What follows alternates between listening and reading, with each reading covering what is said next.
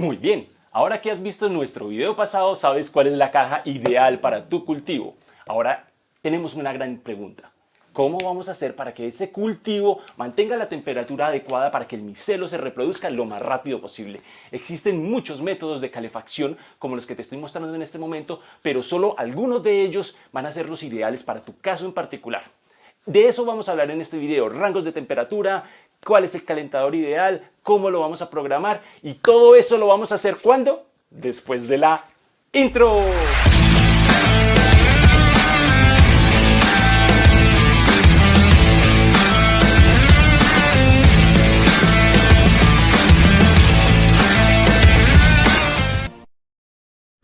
Bienvenidos amigos a esta cuarta entrega del curso no tan básico sobre cultivo hogareño o doméstico del hongo cubensis. Antes de empezar, les sugiero que si no has visto los 3 videos anteriores, los mires primero, ya que van a ser la base sobre la cual vamos a trabajar este tema. Y también que te suscribas al canal para que recibas la cantidad de videos que se vienen por delante, que van a ser muy buenos. Entonces, el tema de hoy es la calefacción, ¿sí? Y con calefacción tenemos que respondernos una pregunta, que te la voy a hacer de una vez. Es importante la calefacción en los climas calurosos. Es decir, si tú tienes una temperatura ambiental de 30 grados centígrados, necesitarás saber algo de calefacción. Y la respuesta obviamente es que sí. Sí necesitas saber de calefacción porque cuando el hongo, cuando tenemos una temperatura ambiental muy alta, vamos a necesitar disminuir esa temperatura. Y si tú no tienes forma de calentar o de frenar esa disminución en la temperatura, pues tu cultivo va a terminar en hipotermia y pues tampoco va a llegar a un feliz éxito. Entonces, básicamente, antes de hablar de todo esto que estamos acá, que es el clima, el aire acondicionado, los radiadores, los calentadores de pecera, las mantas eléctricas, el aislamiento y si es buena idea o no el baño María, les voy a comentar un par de generalidades sobre el crecimiento de cubensis. El honguito necesita, como todos los seres vivos, cierta temperatura, ¿sí? Para vivir. Todos los seres vivos necesitan una temperatura diferente para vivir. Y si bien es cierto, como decía en la película de Jurassic Park 1, que la vida se abre camino, lo que quiere decir que la vida puede crecer en cualquier temperatura en medio y va a encontrar la forma de hacerlo, también es cierto que tener una condición ideal de temperatura, humedad y ventilación nos va a garantizar un cultivo más rápido y una cosecha más abundante. Entonces, en general, esto no es exactamente solamente así, pero en general el honguito crece muy bien entre los 18 grados centígrados hasta los 26,7 grados centígrados. Si de pronto en tu país no manejan lo que son los grados centígrados, entra a Google, coloca convertir grados Fahrenheit en grados centígrados y ahí pues, simplemente ingresas los valores y te los convierte fácilmente. Esto sigue un patrón de crecimiento lineal. ¿Qué quiere decir un patrón de crecimiento lineal? Es decir, entre más grados centígrados vayamos subiendo en la escala, el honguito va a tener mejores condiciones para reproducirse y la cosecha va a ser más rápida y posiblemente más abundante. Entre los 18 y los 26,7 que se alcanza el pico de la producción, el mejor pico, podemos tener tanto para incubación como para fructificación, aunque ya vamos a ver que pues, para cada uno hay unos intervalos de valores más recomendados. Si tú llegas al cultivo a 26,7 estás en la temperatura óptima. Sin embargo, te vas a dar cuenta que sin importar lo que hagas es imposible mantener la temperatura exactamente en 26,7 grados centígrados. Porque ni siquiera la nevera más sofisticada del mundo, pues que no sea de laboratorios, si tú le colocas que esté a 15 grados centígrados, ella va a estar entre 14,9 grados centígrados y 15,1, es decir, en un rango. Nunca se llega a un valor tan exacto. Pero vamos a suponer a 26,7 está perfecto. Eso sería nuestro objetivo. Si lo dejamos subir hasta 28, pues no pasa nada en términos de rendimiento ni el crecimiento del hongo. O sea, se mantiene lineal. Al honguito le da lo mismo a 26 grados,7 que a 27, que a 29, que a 27,9, que a 28. Le da lo mismo. Sin embargo, sí hay una verdad. Cuando la temperatura aumenta, es más difícil mantener la humedad en el microclima. Eso lo vamos a hablar en el apartado de microclima en un video. Aquí les voy a dejar algún enlace para que después entren a ese video. Entonces, si tú tienes la temperatura en 27 o 28, pues sí, el honguito va a estar muy bien, pero el pan de seta se va a tender a resecar porque va a haber menos humedad y cuando está lo suficientemente reseco ya no va a crecer absolutamente nada. Una cosa es cuando tú terminas un cultivo volver a humidificar el pan de setas y otra cosa es en la mitad del cultivo que el pan de setas, esté seco. Si está seco, la cosa cambia muchísimo. Por encima de 28, aunque no es exactamente que el hongo se muera, pero sí, la verdad, el crecimiento cae mucho, ¿sí? Por encima de 28 grados centígrados empezamos a perder cultivo, empezamos a perder cosecha y además se generan las condiciones propicias para que crezcan bacterias y esas bacterias van a crecer en el lugar donde debieran haber crecido los honguitos, se van a comer todo el sustrato y finalmente pues, van a matar el honguito y tú vas a quedar con un pan maravilloso de bacterias. que pues en principio daña el cultivo y algunas de ellas son bastante peligrosas e incluso mortales como las aspergillos. Entonces, bueno, esas son las temperaturas que vamos a mantener. Hoy vamos a hablar sobre los métodos de calefacción, pero más adelante vamos a ver exactamente cómo vamos a medirlos y a programarlos. Hoy solamente vamos a hablar sobre los métodos. Cuando tú tienes en tu ciudad un clima que está por debajo de los 25 grados centígrados, por debajo de los 20 grados centígrados, estás ganado. Básicamente solamente necesitas algo para calentarlo, que tenga un termostato, ¿sí? Uno de estos medidores, uno de estos que vamos a escoger acá, pero solamente necesitas uno y con eso mantenemos la temperatura. Pero cuando estás en un clima que hace muchísimo calor, la cosa cambia. La cosa cambia porque vamos a necesitar algo para enfriarlo y algo para calentarlo en caso de que se enfríe demasiado. Entonces, pros y contras de cada uno. El aire acondicionado, bueno, antes de empezar por cada uno les voy a hacer una explicación que me parece que es muy oportuna. Imagínate que tú estás en una habitación, ¿sí? En una habitación, en una pieza grandecita y vamos a hacer aquí en la mitad de la habitación una fogata, ¿sí? Entonces tú vas a estar aquí sentadito en la fogata, lo más de sabroso. Y tu amigo, que es un poco antisocial, va a estar acostado por acá, lejos de todo el mundo. Correcto. Además, por acá en una hamaca, tenemos otro amigo que está plácidamente acostado también. Una hamaquita que está. Entonces, ¿qué sucede? Cualquiera de estos métodos de calentamiento funcionan como la fogata, es decir, ellos van a generar una temperatura desde su centro, por decirlo así. Casi todos estos medios también tienen una cosa que se llama termostato, ¿sí? El termostato básicamente es un termómetro que le indica al aparato cuándo está haciendo mucho frío para que se prenda y cuándo está haciendo mucho calor para que se apague. Pero el termostato siempre está pegado al aparato, es decir, al lado de la fogata, está aquí. Entonces, cuando tú programas el aire acondicionado, el radiador, el calentador de pecera, la manta, y programas cualquiera de esos, un valor hipotético a 25 grados centígrados, lo que tú tienes a 25 grados centígrados es la fogata. Es decir, el termostato está midiendo qué temperatura tiene la fogata, o sea, el medio que utilizaste para calentar. Pero tú que estás sentado aquí, es probable que no estés a 25 grados, sino que estés a 24.5 grados. Es una suposición. Tu amigo perezoso que está por aquí, no, el perezoso no, el antisocial, aunque eso no es una palabra muy bonita, o sea, una persona que le gusta relacionarse poco con los demás, está por acá, pero como está muy lejos de la fogata, este pobre está aquí a 21 grados. Y este otro, que sí es perezosito, pues vamos a suponer que está a 19 grados. Eso lo vemos en una habitación, pero esto también pasa en tu caja, ¿sí? Es decir, si tú aquí en el fondo de la caja tienes algo que está calentando, sea lo que sea, una cosa es la temperatura de ese calentador, otra cosa es la temperatura de acá, y otra cosa es la temperatura del aire, y otra cosa es la temperatura del pan, ¿sí? No puedes guiarte por el termostato ni por el termómetro del aparato que estás utilizando para calentar. Sabiendo eso, lo vamos a programar más adelante y vamos a aprender cómo se hace adecuadamente una medición de temperatura en un cultivo. Entonces, aire acondicionado, maravilloso, el aire acondicionado todos lo conocemos, lo programas fácilmente, la habitación casi, podríamos decir que si lo pones a 25 es muy probable que la mayoría de la habitación esté a 25, aunque no exactamente por lo que acabamos de mencionar, pero tendrías que mantener el aire acondicionado prendido día y noche, lo más probable, y eso te saldría muy costoso. Entonces el aire acondicionado, aunque se puede, es costosísimo. Los radiadores. Hay radiadores pequeños, como este que les estoy mostrando acá, y hay radiadores grandes, como los radiadores que utilizan en los países en donde realmente hace invierno. Yo soy colombiano, en Colombia nosotros decimos que hace invierno cuando llueve y la temperatura baja de 25 grados a 21, pero realmente en un país que hace invierno, cae nieve, hay hielo y hay temperaturas bajo cero. En esos países pues están los radiadores pegados en la pared que son los encargados de calentar la casa, ¿sí? Entonces, si tú tienes un radiador y estás en esas circunstancias y lo utilizas para calentar la casa, pues maravilloso, va a ser la misma tarea que hace el aire acondicionado, pero si tú no tienes un radiador porque no estás en uno de estos países y no manejas realmente esa tecnología en la casa, comprarse un radiador de estos realmente es un desperdicio. Básicamente porque son radiadores muy pequeños que no alcanzan a calentar casi nada si tú te entras a internet y a las páginas web donde los venden. Dios me perdone si alguien de esa página me está viendo. Pero realmente ellos ofrecen que calienta una pieza de 3x3, de 4x4 metros cúbicos, o sea, siquiera un closet, algo grandecito, pero cuando tú lo conectas realmente sí se le siente que sale el aire caliente, pero que cambia la temperatura del agua, que no la cambia. Entonces, tú tendrías que pegarlo en la caja, o sea, pegarlo en la caja básicamente, ¿sí?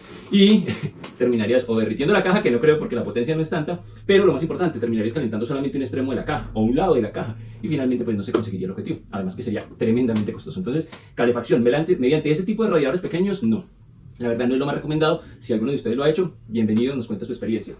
Y vamos a estos de aquí, como pueden ver, aquí simuladamente cambié los colores. Entonces vamos a hablar del calentador de pecera y de la manta, que son los dos más opcionados. ¿Por qué? Porque son económicos y medianamente fiables. Primero vamos a hablar del calentador de pecera. ¿Qué es un calentador de pecera? Entonces, esto que yo tengo aquí, aparentemente un poco enredado, es un calentador de pecera. Un calentador de pecera consta generalmente de una barra que es de vidrio o es metálica. La mayoría son de vidrio, las metálicas son más costosas y pues no vale mucho la pena la inversión. Y dentro de esa barra hay una resistencia.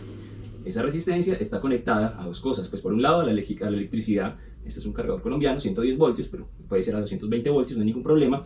Y por este lado, pues tiene una parte donde tú vas a seleccionar, o sea, un termostato, la temperatura que tú deseas. ¿Qué es un termostato? Básicamente es algo, lo que ya les mostré allí, pero básicamente un termostato es algo que le va a indicar al calentador cuando dice, ¡ay, esto está muy frío! Entonces va a empezar a calentar, y cuando está muy caliente, pues lo apaga para que se empiece a enfriar naturalmente. ¿Cuáles son las ventajas de un calentador de pecera? Es extremadamente económico, o sea, es muy barato. Esto lo consigues tú por 35.000 pesos, que son $10 básicamente. Tiene una vida útil muy larga, ¿sí?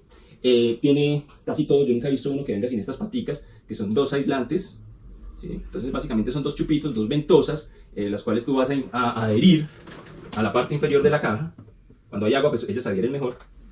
Y este cablecito pues lo vas a sacar por uno de los extremos, que ya vamos a ver para qué son cada uno de los roticos y por qué en un video más adelante. Entonces, esto es un calentador de pecera. Una de las ventajas más grandes que tiene es que lo puedes limpiar fácilmente. Como es sumergible, pues es obviamente a prueba de agua, entonces lo puedes limpiar con cloro, lo puedes limpiar con amonio cuaternario, lo puedes limpiar con una infinidad de cosas. Queda un 99.99% limpio, como dicen las propagandas de desinfectantes. Esa es la ventaja. Desventajas, que realmente no es una desventaja, debe estar sumergido en agua. ¿Sí? Entonces el calentador de pecera, si tú no lo sumerges en agua, ¿qué va a suceder? Él tiene un termómetro, mejor dicho. El termómetro es el que le dice al termostato si se debe apagar o se debe prender. Pero ese termómetro mide la temperatura del agua circundante, como les mostré, o sea, lo que está al lado de la hoguera. Si tú lo retiras del agua, él no tiene agua que medir.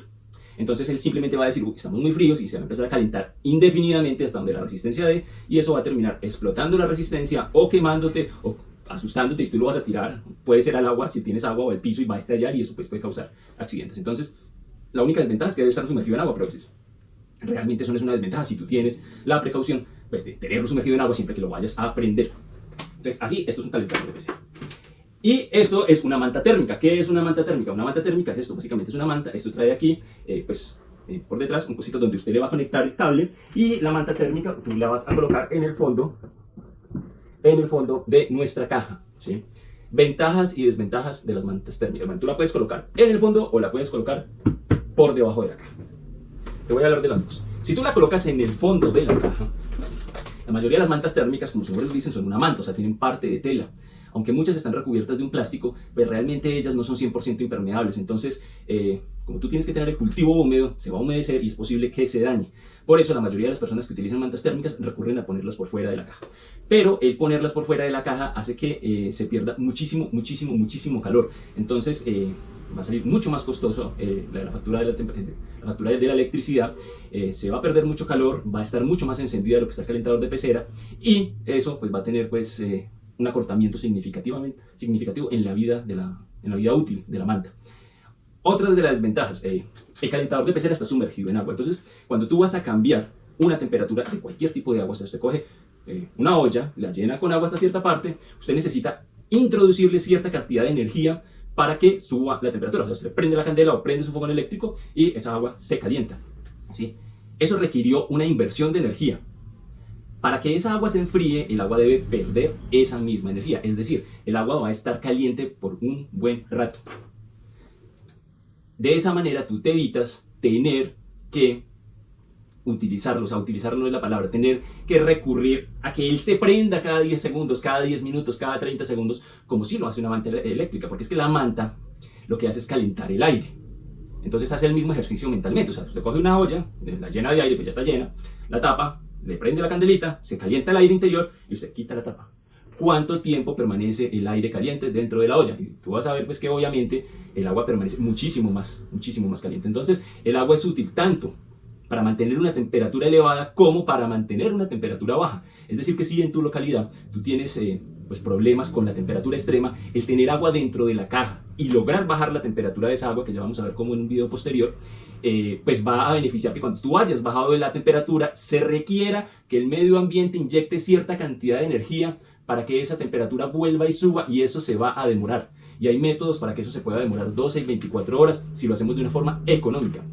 ¿Sí?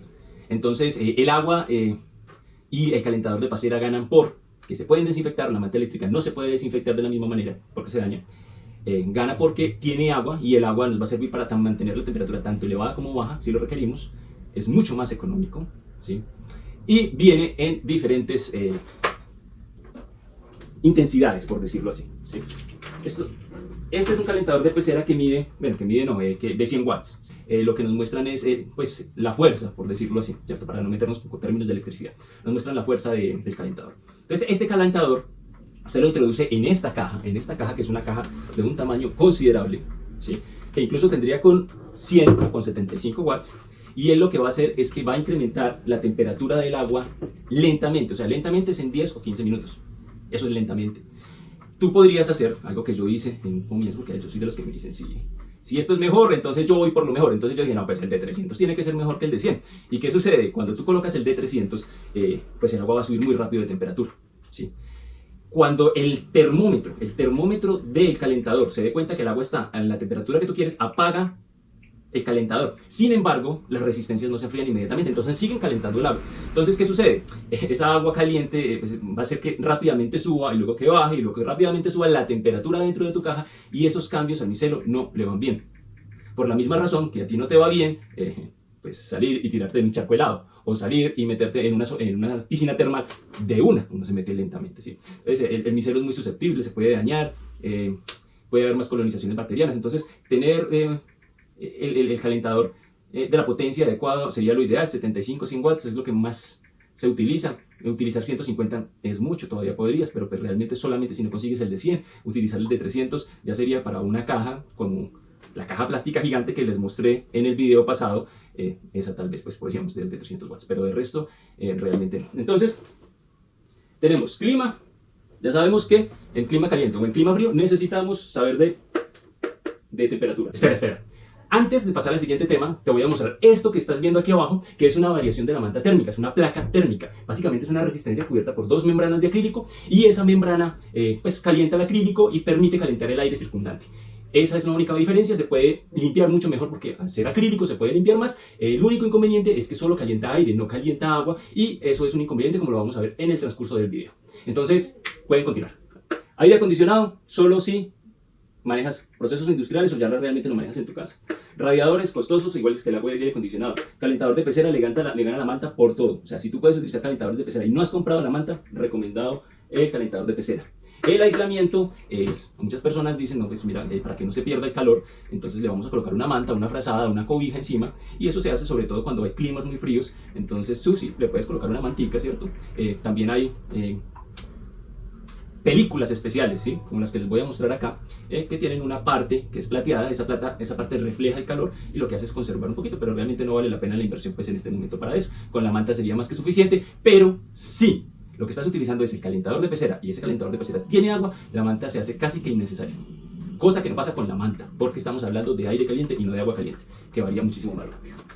Lo otro que les quería hablar para terminar es del baño María, ¿cierto? Entonces muchas personas, en el apartado, en el siguiente video, vamos a hablar de cómo fabricar una bandeja sobre la cual vamos a aislar el fondo, sobre la cual vamos a aislar el fondo, y una bandeja que quepa exactamente del tamaño indicado de tu caja y que cumpla exactamente los requisitos que tú vas a necesitar para utilizar humidificadores u otras cosas, pues según lo que tú quieras hacer, ¿sí? Entonces, muchas personas no utilizan esta bandeja. Lo que hacen muchas personas es que básicamente cogen la caja, la llenan hasta un nivel de agua, ¿sí? Y ahí ponen en el fondo el calentador de pecera, y dentro de esta caja ponen otro recipiente, que básicamente es otro recipiente plástico, que hace las veces de bandeja y está flotando encima del agua.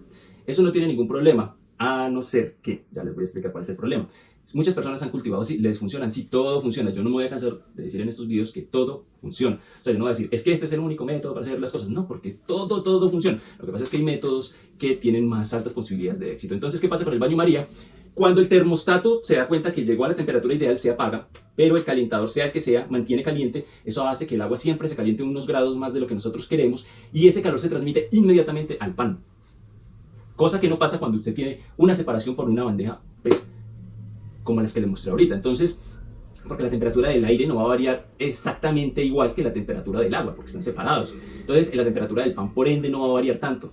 Cuando están en el baño María, varían exactamente casi que la misma temperatura y eso hace que el micelo tenga cambios bruscos de temperatura hacia arriba y hacia abajo y afecte el micelo pues, de una forma negativa que nos puede disminuir la producción o aumentar el riesgo de bacterias o bueno, otras cositas pues, que no queremos. Entonces lo ideal es que no utilicemos el baño María, que utilicemos una bandeja separadora y de eso va a tratar nuestro próximo video. Cómo hacer una bandeja separadora, qué tipos hay, les voy a mostrar muchas que he visto en internet, sus pros y sus contras y les voy a contar cómo realicé esa bandeja que tiene los orificios que yo necesito, dónde colocar el humidificador si es que quieres colocar un humidificador, la altura ideal, bueno, y todas las otras cosas que les vamos a hablar sobre ella en el próximo episodio. Entonces no olviden suscribirse y nos vemos en un próximo video. Les recomiendo que vean los anteriores videos porque el próximo video que va a ser sobre cómo hacer la bandeja va a estar bastante interesante y ahí les voy a dejar planos detallados, les voy a dejar archivos para descargar y les voy a indicar cómo hacer una bandeja ideal.